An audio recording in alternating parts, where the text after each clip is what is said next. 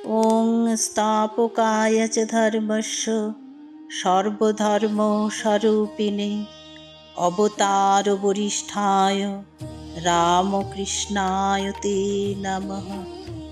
ঠাকুর, মা ও স্বামীজিকে আমার ভক্তিপূর্ণ প্রণাম জানিয়ে আজ পাঠ করব পরম পুরুষ শ্রী শ্রী রামকৃষ্ণ, পর্ব নম্বর 48। জ্যৈষ্ঠ মাসে ষোড়শী পূজা হলো। আশ্বিন কি কার্তিকেই সারদা ফিরে গেল কামারপুকুর। শাশুড়ি বললেন ফিরে যেতে, ভাবের সংসার তো দেখলে, এবার একটু অভাবের সংসারটা দেখে এসো। রামেশ্বর বুঝতে পারছে তার দিন আর বেশি নেই। বাড়ির সামনে একটা আম গাছ কাটছে। রামেশ্বর বললে, ভালোই হলো, আমার কাজে লাগবে। 5-7 দিন পরে অগ্রহায়ণ মাসে চোখ বুঝল রামেশ্বর। গাঁয়ের গোপাল কাছাকাছি থাকে। রাত্রে হঠাৎ তার বাড়ির দরজায় একটা শব্দ হলো। কে? আমি রামেশ্বর। এত রাত্রে? গঙ্গা স্নানে যাচ্ছি। বাড়িতে রঘুবীর রইল, তার সেবায় যাতে কোনো গোল না হয় দেখো। দরজা খুলতে এগিয়ে গেল গোপাল। দোর খুলে কি হবে? আমার শরীর নেই, আমাকে দেখতে পাবে না। খবর এসে পৌঁছল দক্ষিণেশ্বরে। রামকৃষ্ণের ভাবনা ধরল, এ দুঃসংবাদ মাকে কি করে শোনাই। এ শোক মা সামলাতে পারবেন না। সর্বপ্রথমে জগদম্বাকে শোনাই। মন্দিরে গেল রামকৃষ্ণ। বললে, অবস্থা যা করেছিস এবার ব্যবস্থা করে দে। পুত্র শোক দিয়েছিস, এবার সহ্য করবার মতো শক্তি দে, সান্ত্বনা দে। এক হাতে নিবি আর এক হাতে দিবি নে, তা হতে পারবে না। নবতে গিয়ে চন্দ্রমণিকে বলল রামকৃষ্ণ। ভেবেছিল চন্দ্রমণি শোকে বিহ্বল হয়ে অজ্ঞান হয়ে পড়বে, কিন্তু চন্দ্রমণি বিশেষ বিচলিত হলেন না। চোখের কোণের জলটুকু মুছে নিয়ে বললেন, সংসার অনিত্য, মৃত্যু নিশ্চিত, তাই শোক করা অনর্থক। রামকৃষ্ণের দিকে তাকালেন উৎসুক হয়ে। বললেন, সে কি, তুই কাঁদছিস কেন? এত সব বুঝিয়ে নিজেই শেষে অবুঝোস? না, কোথায় চোখের জল? সর্বত্র আনন্দ ভাতি। জগন্মাতাকে উদ্দেশ্য করে বারে বারে প্রণাম করতে লাগলো রামকৃষ্ণ। যেমন আছিস ভাবনে, তেমনি আছিস পাবনে। মথুরবাবু গেছেন, এসেছেন শম্ভু মল্লিক, সিঁদুরে পটির শম্ভু মল্লিক। সদাগরি অফিসে মুছুদ্দির কাজ করে, অঢেল পয়সা। গোড়ায় গোড়ায় খুব রাজসিক ভাব। স্কুল করব, হাসপাতাল করব, রাস্তা পুষ্করিণী করব। শেষকালে বিগলিত সমর্পণ। আশীর্বাদ করো যাতে এই ঐশ্বর্য তার পাদপদ্মে দিয়ে মরতে পারি। দক্ষিণেশ্বরের কাছেই বাগান বাড়ি। কিভাবে একদিন এসে পড়ল পথ ভুলে। ব্রাহ্ম ধর্মে মতি, ভাবখানা আধা সাহেবী, কিন্তু রামকৃষ্ণের কাজটিতে এসে আর যেতে চায় না। যেকালে হাসপাতালে এসে নাম লিখিয়েছি, রোগের যতক্ষণ কসুর থাকবে ছাড়বে না ডাক্তার সাহেব। আর ছাড়ান ছোড়ান নেই, তুমি নাম লেখালে কেন? রামকৃষ্ণের দ্বিতীয় রসদ্দার বলে, আর কিছু বুঝি না, তুমি আমার গুরু, আমার গুরুজি। কে কার গুরু? রামকৃষ্ণ হাসে, করজোর করে বলে, তুমি আমার গুরু। শম্ভুশ্রী আবার আরেক কাটি ওপরে। প্রতি মঙ্গলবার সারদাকে তার বাড়ি নিয়ে আসে। ষোড়শ উপচারে পূজা করে তার পা দুখানি। মঙ্গলাচরণে মঙ্গলচরণ। জ্বলন্ত বিশ্বাস। অন্ধকার জঙ্গলের মধ্য দিয়ে পথ চলে শম্ভু। বলে, তার নাম করে বেরিয়েছি, আমার আবার বিপদ কিসের? ক্রমে ক্রমে পার্থিব বিষয়ে উদাসীন্য। রামকৃষ্ণকে বলে, তুমি ন্যাংটা, তোমারই অখণ্ড আরাম। আমরা এ গ্রন্থি খুলি তো ও গ্রন্থিতে পাক দিই। তোমরা যে অনেক গ্রন্থ পড়েছ, গ্রন্থই তো গ্রন্থি। আমি গ্রন্থের গও জানি না। আমি খাই দাই আর বগল বাজাই। ন্যাংটার নেই পাট পারে ভয়। তোমার মতো সরলই যে হতে পারি না।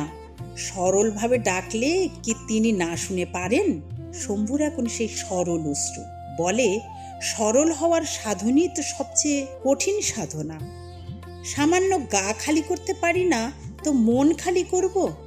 জমিকে নিষ্কঙ্কর করি কি করে? জমি পাট করতে পারলেই তো বীজ পড়বে, আকুর বেরোবে। এসব জমি যে কাঁকুড়ে জমি। রামকৃষ্ণের মুখে শুধু একটি হাসির সারল্য। তুমি আমার যেমন দেখতে সরল, তেমনি তোমাকে বুঝতে সরল। রামকৃষ্ণের তখন খুব পেটের অসুখ। শম্ভুবাবু পরামর্শ দিলেন, একটু আফিং খাও। রামকৃষ্ণ গিয়েছে তার বাগান বাড়িতে। বাগানবাড়ির সামনেই শম্ভুবাবুর ডিসপেন্সারি। বললেন, রাসমণির বাগানে ফেরবার সময় আমার থেকে নিয়ে যেও আফিংটুকু। কথায় কথায় ভুলে গিয়েছে আফিংয়ের কথা।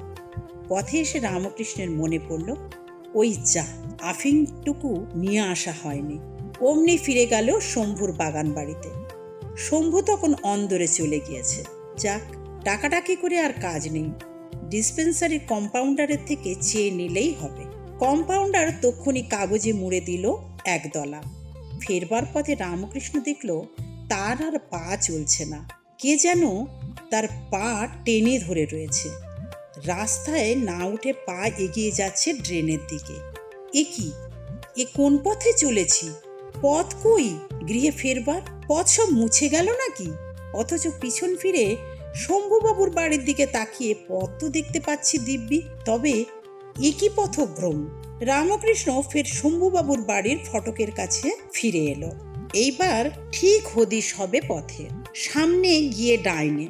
পথঘাট তো মুখস্থ, তবে কেন বেচালে পা পড়বে? আফিংয়ের পুটলি ট্যাকে গুজে রামকৃষ্ণ আবার রওনা হলো, আস্তে আস্তে এক পা দু পা করে, মুখস্থের জের টেনে টেনে। কিন্তু যথা পূর্বং তথা পরং। আবার দিগ্ভ্রম, আবার পথলুপ্তি। আবার কে পা ধরে টানতে লাগলো পিছন দিকে। কি, কোথায় কি ভুল হলো আমার? হঠাৎ মনে পড়ে গেল রামকৃষ্ণের। শম্ভু বলেছিল আমার থেকে নিয়ে যেও। তাকে না বলে আমি তার কম্পাউন্ডারের থেকে চেয়ে নিয়ে গেছি। তাই মা আমাকে যেতে দিচ্ছেন না, ঘুরিয়ে মারছেন। আমার যে সত্যচ্যুতি হয়েছে। এভাবে নেওয়া তো চুরি করার সামিল। অমনি ফিরে গেল রামকৃষ্ণ। ডিসপেন্সারিতে গিয়ে দেখে সেই কম্পাউন্ডারও নেই। দরজা বন্ধ নাকি কে জানে। জানলা একটা খোলা আছে। সেই জানলা দিয়ে আফিংয়ের পুঁটলিটা ছুঁড়ে ফেলে দিল ভিতরে। বললে, ওগো, এই তোমাদের আফিং রইল। বলে ফের মন্দিরের দিকে পা বাড়ালো রামকৃষ্ণ। সমস্ত পথ এখন সড়গড়, আর কেউ টানছে না পা ধরে, ঠেলছে না এদিক ওদিক। চোখের দৃষ্টি ফর্সা হয়ে গিয়েছে। আমার মা আছে আর আমি আছি। আমি তো মার হাত ধরিনি, মাই আমার হাত ধরেছেন। নিজে না ধরে তাকে দিয়েই ধরিয়েছি আমাকে।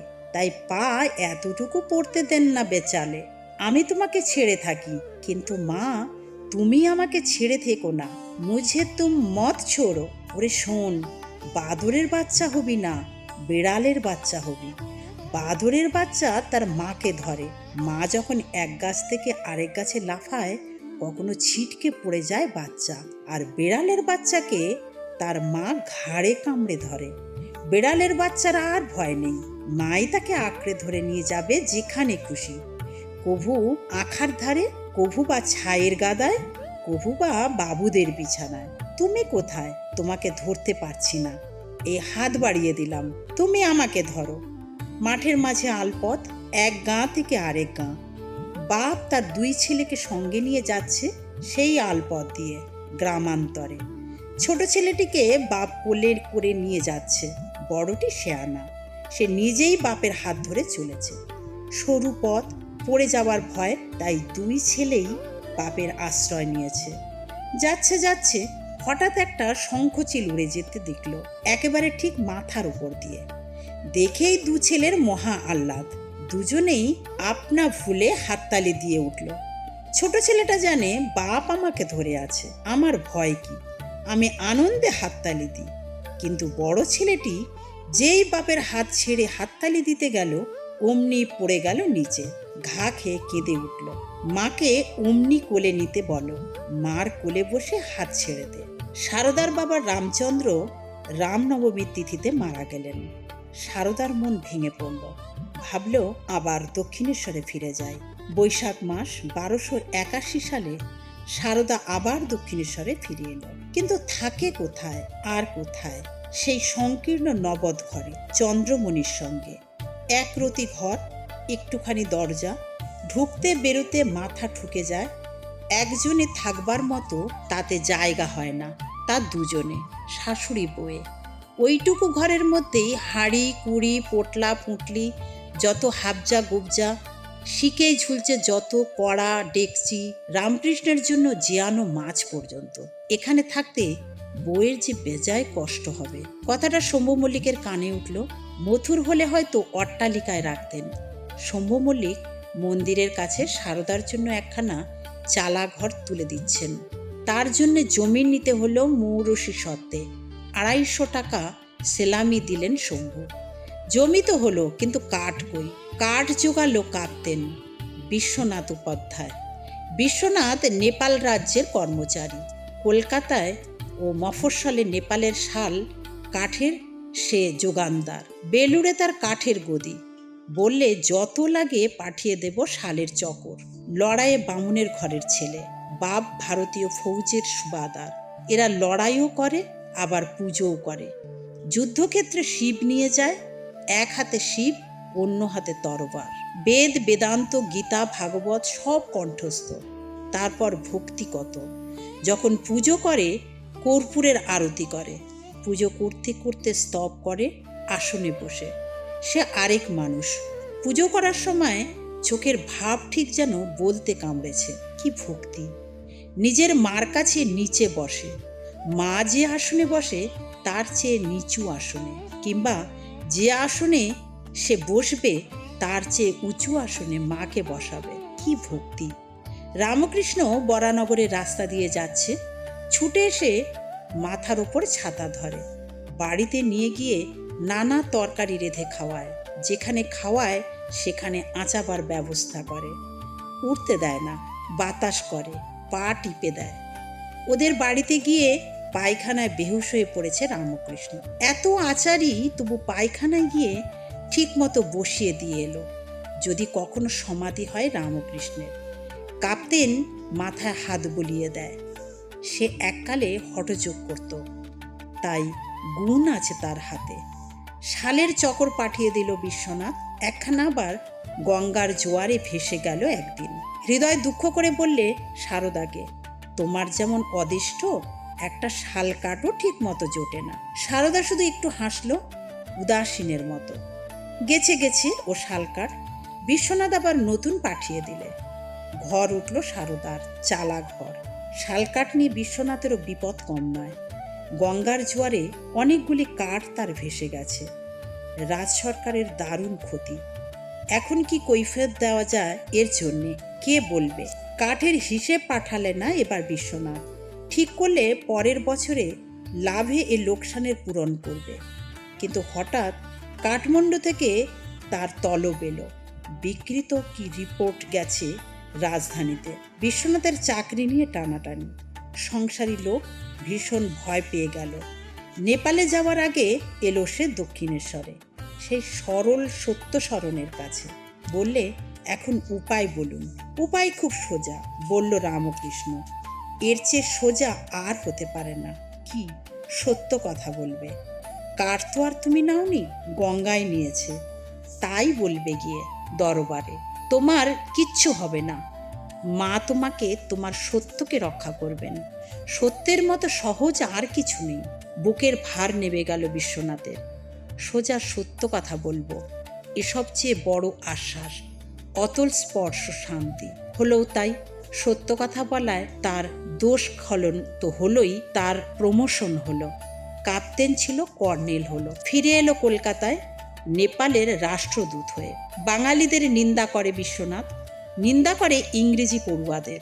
ঠাকুরের পায়ের কাছে বসে বলে, এমন মানিককে ওরা চিনল না। সংসারে থাকতে গেলে সত্য কথার খুব আঁট চাই। আর এই সত্যের ভগবান।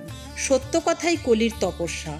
কায়মনোবাক্যে 12 বছর সত্য পালন করলে মানুষ সত্য সংকল্প হয়ে যায়। আমি মাকে সব দিয়েছিলাম, জ্ঞান অজ্ঞান, ধর্ম অধর্ম, পাপ পুণ্য, ভালো মন্দ, সূচি অসুচি সব। কিন্তু সত্য মাকে দিতে পারলুম না। বলতে পারলুম না, এই নিয়ে তোর সত্য, এই নিয়ে তোর অসত্য। ওই সত্য যদি ত্যাগ করি, তবে মাকে যে সর্বস্ব অর্পণ করলুম, সেই সত্য রাখি কিসে? সত্য ভগবানকেও দেওয়া যায় না। সত্যই তো ভগবান। তা আবার দেব কাকে? সেই শালকাঠের ঘরে বাস করতে লাগলো সারদা। একটি মেয়ে রইল তার তত্ত্ব করতে। সেই ঘরেই রাঁধে সারদা। রামকৃষ্ণের সেই ছিনা ধাতুরে থালা বাটি সাজিয়ে নিয়ে যায় মন্দিরে। কাছে বসিয়ে রামকৃষ্ণকে খাইয়ে আসে। মাথা থেকে ঘোমটাটা সরে না হাওয়ায়। দিনে দুপুরে রামকৃষ্ণ মাঝে মাঝে যায় সেই চালা ঘরে, খোঁজ খবর নিয়ে আসে। ঘোমটার ভিতর থেকে কথা কয় সারদা। একদিন হলো কি, বিকেলের দিকে গিয়েছে রামকৃষ্ণ, আর যেদিন যাওয়া অমনি মুষলধারে বর্ষণ। সে বর্ষণ আর থামে না। মন্দিরে এখন ফিরে যায় কি করে? না, যাব না মন্দিরে। তোমার চালা ঘরটিতেই থাকবো আজ। কি খাওয়াবে আজ বলো? ঝোল ভাত, তোমার পথ্য। ঝোল ভাতই খাবে। সারদা রেঁধে দিল ঝোল ভাত। খেতে খেতে রামকৃষ্ণ বললে, এ কেমন তর হলো? কালীঘরের বামুনরা যেমন রাত্রে বাড়ি আসে, এ যেন আমি তেমনই এসেছি। চালা ঘরেই রাত কাটালো রামকৃষ্ণ। চালা ঘর নয়, কালী ঘর।